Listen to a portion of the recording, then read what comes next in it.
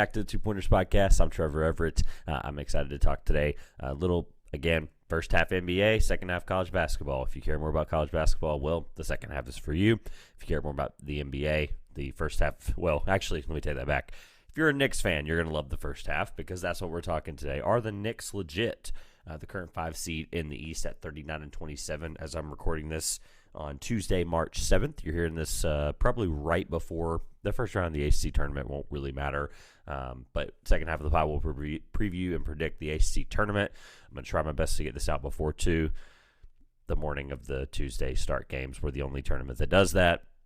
Whatever. Doesn't matter. So, first half of this pod, like I said, we'll talk about the Knicks. Second half, we'll talk about the ACC tournament. Really quick, don't forget, SeatGeek is the presenting sponsor of the Two Pointers podcast. Code 2Pointers. Click the link in the top of the description to take you to SeatGeek.com or to download the app. $20 off your first purchase. SeatGeek 2 Pointers is that code. TWOPOINTERS 2 Pointers. Thanks, SeatGeek, for being the presenting sponsor of the Two Pointers podcast. All right, awesome. So now that we got that out of the way, don't forget to link description below for all of the follows and socials and stuff as I'm going to be active throughout the March Madness tournament and as the NBA playoffs get down here shortly in April. This is also a little disclaimer at the top of the pod that I will be relatively inactive for a little bit. Long story short, I get married on March 18th, and obviously that is a very big weekend for college basketball, so I'm going to be keeping up with it through Twitter, through Instagram stories, things like that. So if you want my thoughts and throughout that kind of, those kinds of lenses, you'll be able to check there. So definitely drop me a follow on Twitter at 2 Pointers. It's also down in the link in the description below. We'll greatly appreciate it. We're creeping up on 1,000 followers, so that'd be really, really cool. Just letting you know that you'll see a draft chat coming out on Friday with Nick K, talking some NBA draft stuff, teams to look forward to in March Madness that have some really intriguing prospects or prospects that have some really, big things to prove in March Madness. So we're going to talk about that. Talking with him on the 8th. That'll go out on the 10th. And then on Monday, you will see my Selection Sunday March Madness picks, just like you do every year. Last 2 years, obviously, was with Josh. This year will be with Phil Dexter, so we'll be talking there, as well as I'll be on the ECB feed the next couple of days, as well as throughout on Sunday for Selection Sunday night. I will be with the ECB guys on the Twitter show to be able to talk about reactions to Selection Sunday and things like that. So I will link all of that stuff when I get it in the description below. Just letting you know a little bit of the schedule throughout the last couple of weeks here, going through the next week or two, obviously with honeymoon and things like that. You will not see a little bit of content from me, but don't worry. When I return, we'll have at that point, I believe, the first 2 weekends played in March Madness. So we'll preview the Sweet 16. We'll talk about what happened, my thoughts on everything. And then obviously I'll give you what I can before I head out to the Final Four on March 31st. So talking through all of that, definitely just follow on Twitter. I'll keep you updated on where I am, what I'm doing, when stuff's coming out. All right, let's talk the New York Knicks. Are the 5 seed, 39-27 New York Knicks, who are really hot lately. They're 20-12 on the road this year, 19-15 in the Garden, 8-8 in their division, 28-16 in their conference, 9-1 in their last 10 on a 9-game win streak. So, are the New York Knicks legit? And what I want to preface with is, are they legit, as in, are they legit title contenders? So the very simple upfront answer, if you want to turn the pod off now, is no. But can they be the 20, I guess it would be 21 or 20 Atlanta Hawks, who they obviously beat the Knicks in the Garden twice in a sweep, took care of them. Can they be that kind of team that you put things together here at the right time, you get hot, you have a really strong defensive team? Can they do that? Well, let's talk about it. So the Knicks, obviously, if they drew the 5 seed right now, they'd be playing the 4 seed Cleveland Cavaliers, and I think that would be an absolute grind and battle of a series. Obviously, that would be pertinent on how well Donovan Mitchell plays for the Cavs, and then if the bigs and Jarrett Allen and Evan Mobley can be productive offensively outside of the opposite what the Knicks are offering with Randall and Robinson. Obviously, you've got one guy there that's offensively not as apt, and the other is obviously an offensive force there. So, at least in Randall's case, lately, we'll talk about his stats in a minute, but do I think they could beat a couple of these teams in a series? I think Brooklyn continues to spiral here. They're 4-6 in their last 10. Miami is just starting to figure things out here. They're also 4-6 in their last 10. They're getting hot, though. They're kind of in that weird range where if I'm a 6 seed, I'm not going to want to play them in the 3 spot like Philly, or obviously if Boston slides down in there or Miami stays at the 7 and wins the play-in. I think if you're Boston, you've got to stay at 2. You can't let Philly come up. You can't let Milwaukee fall out of that 1 seed spot. I think Boston, if they can avoid Miami in round 1, they'll be a lot happier. But in terms of the New York Knicks, I do think this team's really good, I will say. I think that really good lineup that they play in crunch time that they did the other night, double overtime win against the Celtics, I believe it was. Quickly had the game of his life. He had 38. They line up when they play Quickly, Hart. I want to make sure I get this lineup right off the top of my head. Quickly, Hart, Randall, Robinson, I believe, is their 5 in that lineup. And there's one more piece I'm missing there. Quickly, Brunson, obviously. There we go. So Brunson, Quickly, Hart, Randall, Robinson. That is a defensive force of a lineup there. Even Brunson, who can obviously play the passing lanes very well and get out in transition. I think the Knicks, using that lineup, I obviously think that lineup would be pretty challenged against Philly because I think Robinson, as good of a defensive player he can be, I think Embiid would pick him apart. Anything outside of 5 feet anyway. But Philly, I think that matchup would be kind of interesting. Cleveland, I don't know. Some of the stuff that really strikes me with the Knicks is just, they rebound the ball really well, right? They play really hard defense. It's really easy answers here. And then they have great point guard play. A couple of stats that really impressed me with the New York Knicks right now is they are, like I said, the defensive rebounding team, 3rd in rebounding per game in the league. They commit the 4th fewest turnovers per game. That speaks testament to Jalen Brunson and a lot of their young guards. Quickly knows how to hold on to the ball really well. Josh Hart, when he's having to do that as well. Anybody that can bring the ball up for them is not turning the ball over at a high clip.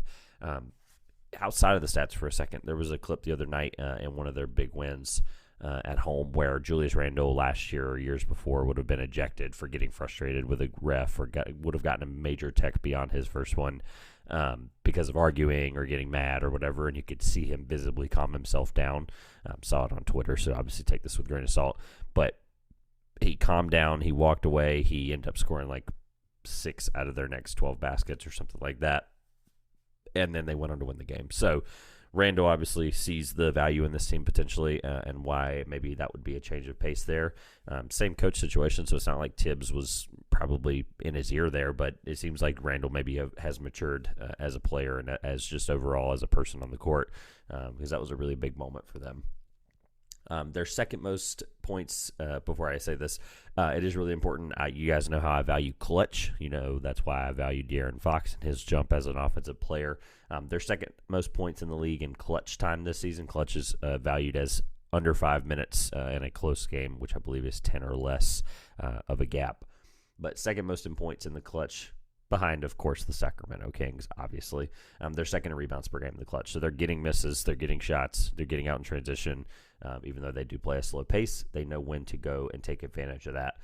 Some of the stuff that really opened my eyes with the Knicks is since December 1st, all of this stuff has transpired. They're 29-15, which is basically the same record as the Boston Celtics in that time frame.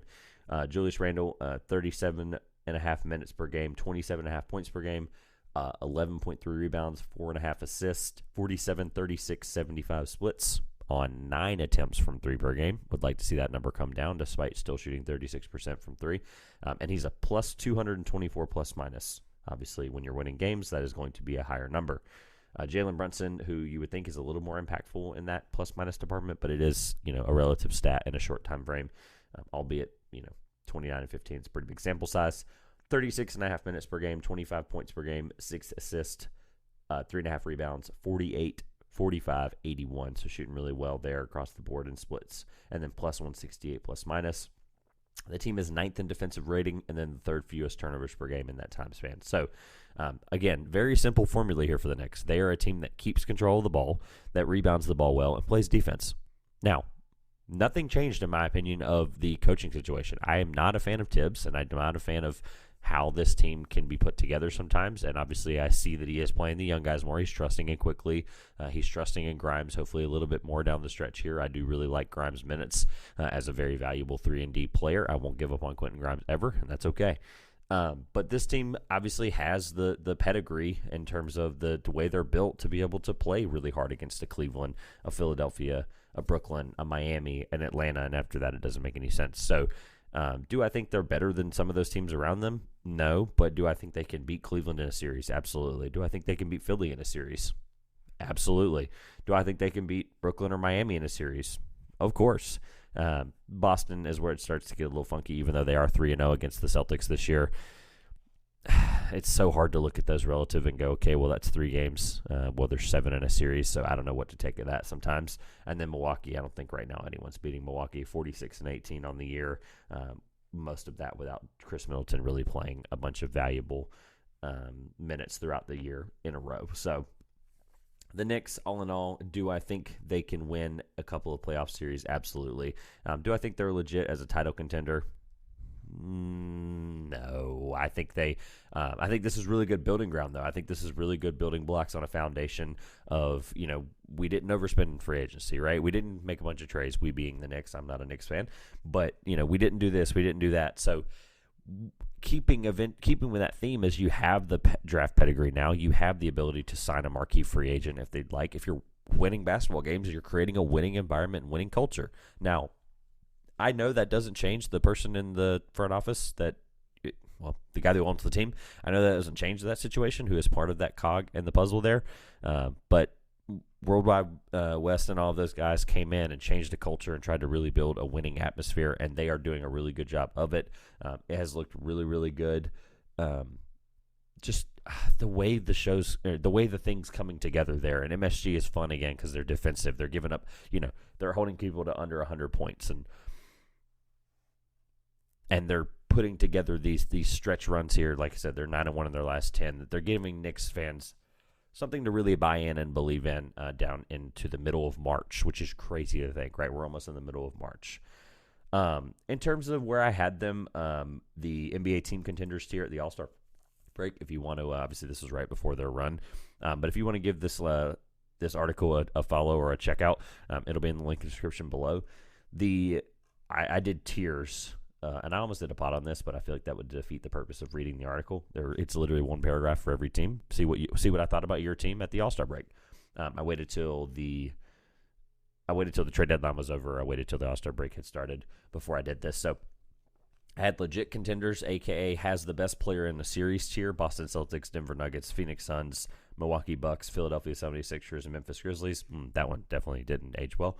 The next tier was, and there's some really funny pictures to go with these. This is me just walking a proud circle here, but there's some really funny pictures that I created and, dubbed a little bit to be able to make this article more fun and more engaging. Go check this out. So there's something holding me back tier. You had your Golden State Warriors, Cleveland Cavaliers, Los Angeles Clippers, Dallas Mavericks, Sacramento Kings, New Orleans Pelicans, and Miami Heat. The anything is possible tier, I had the Los Angeles Lakers. That was it, just the Lakers. So if I was to update this, I would probably move the Knicks up from the tier they are in, which is needs a heaven-sent miracle. That was with the Timberwolves, the Hawks, and the Knicks, and the Nets. So looking back at it, obviously that was before they went on that decent run after the All-Star break, which, by the way, this is a very proud moment for me. Every year there is a team that makes a push after the All-Star break to either look more legit than they were or just get together and start making a scary playoff run. The Knicks are that team, right? Or there's a young team like the Thunder who really get into that play and push. After the All-Star break last year, it was the Hornets. So the Knicks are that team, and I'm really excited to see how they play. I do think, like I said, it does matter what you do when the game is close in the final 5 minutes. That's why clutch stats are so important. So at the end of the day, they don't have a player in that clutch category in terms of scoring and efficiency and things like that. Obviously, that would be De'Aaron Fox's award to lose. But the Knicks as a team are doing that very well.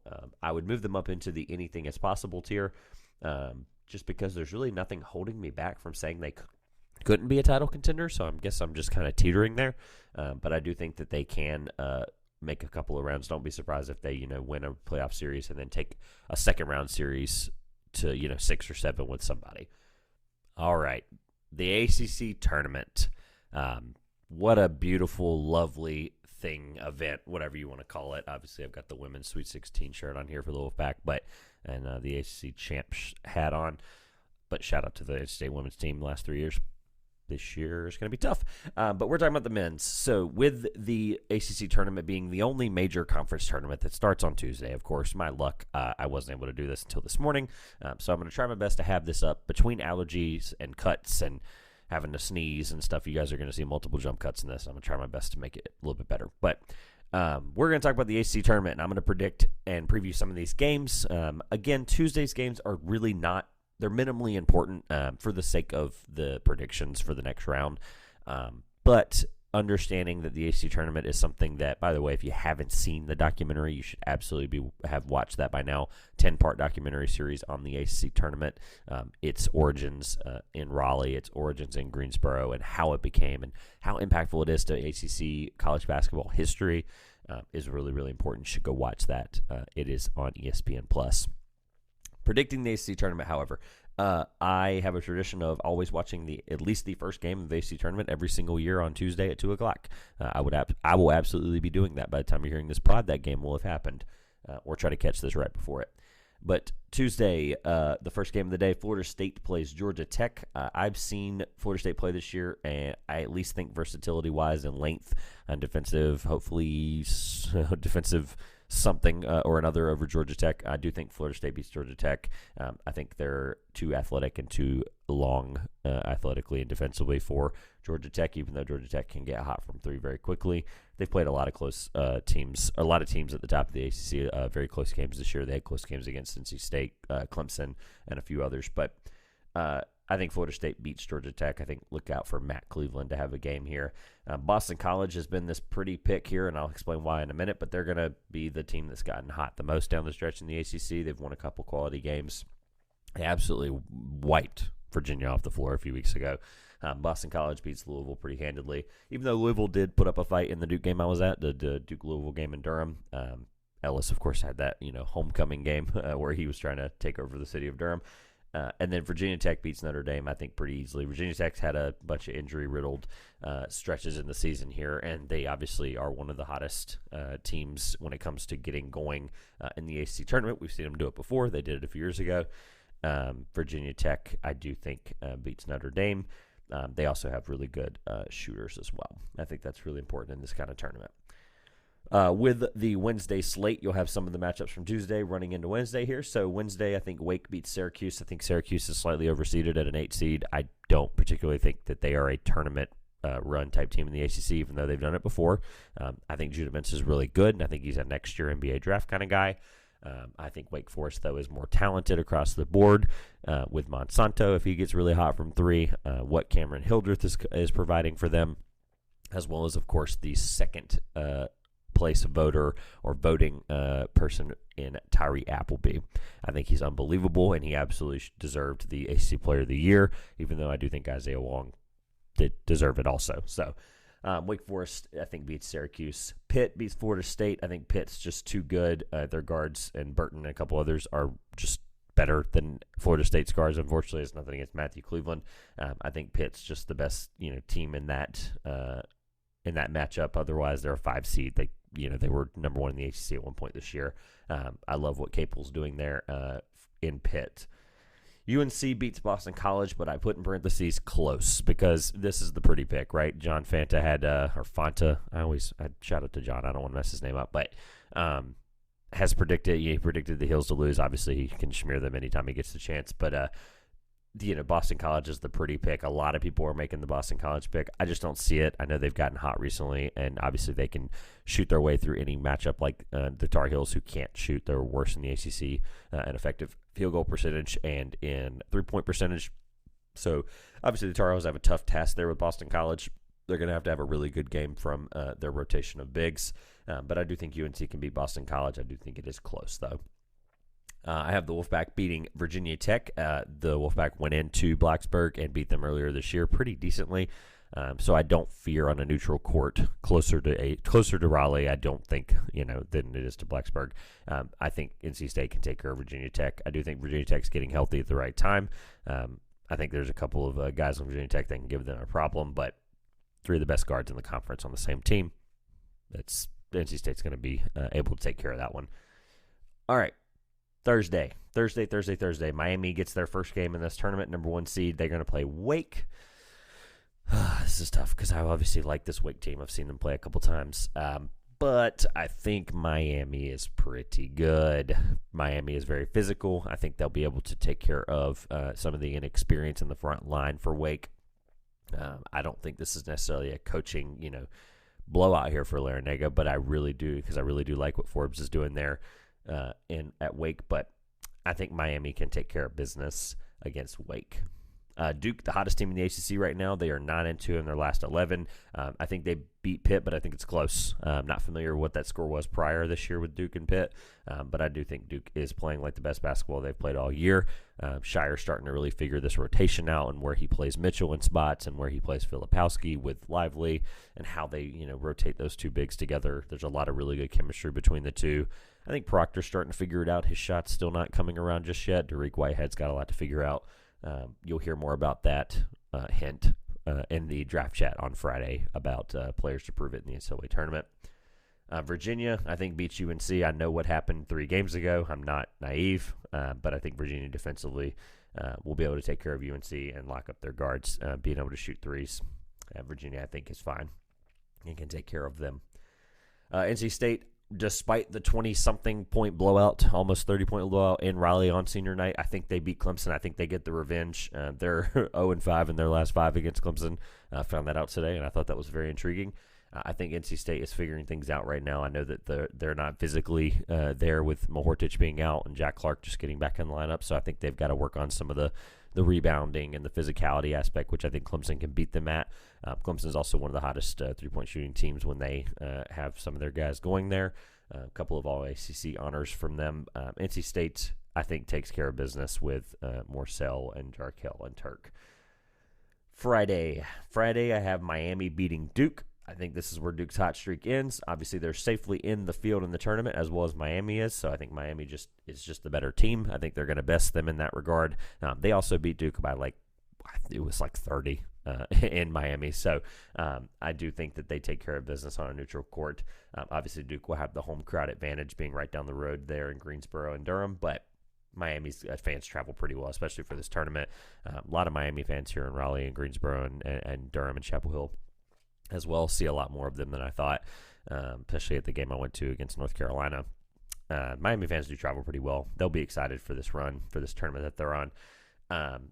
Getting the 1 seed, they deserve it. I think they beat Duke. I think they match up really well physically. Obviously, Lively and Norchad Amir is going to be really fun to watch.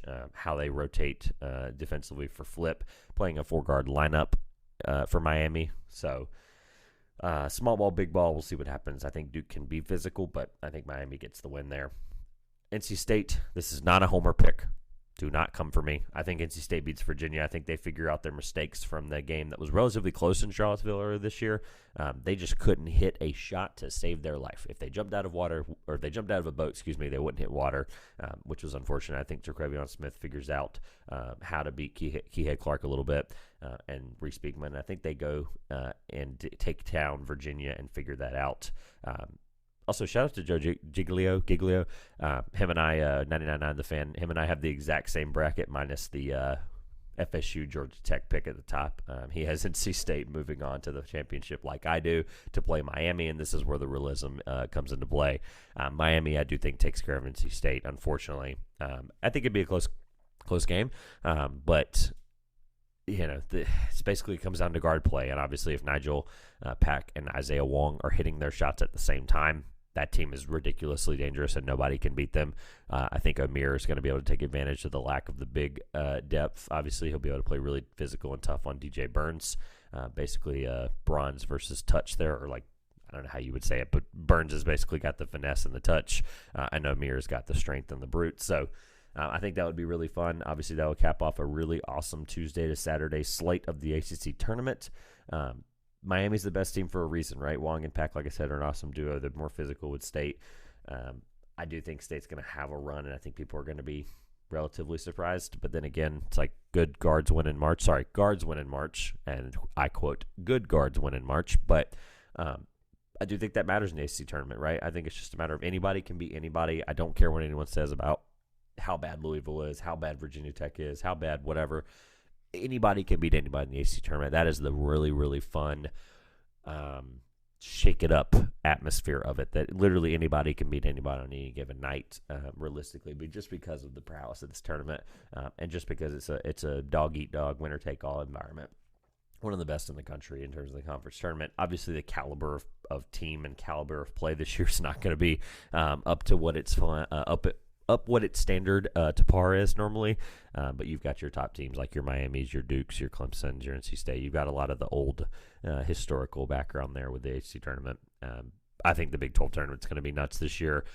As I'm recording this tonight, you'll see the winner of the West Coast Conference with St. Mary's and Gonzaga is going to be good. The Horizon League, unfortunately, Youngstown State lost there, so I believe it's the 4 seed. Northern Kentucky, I believe is who it is, the defensive team in the Horizon there.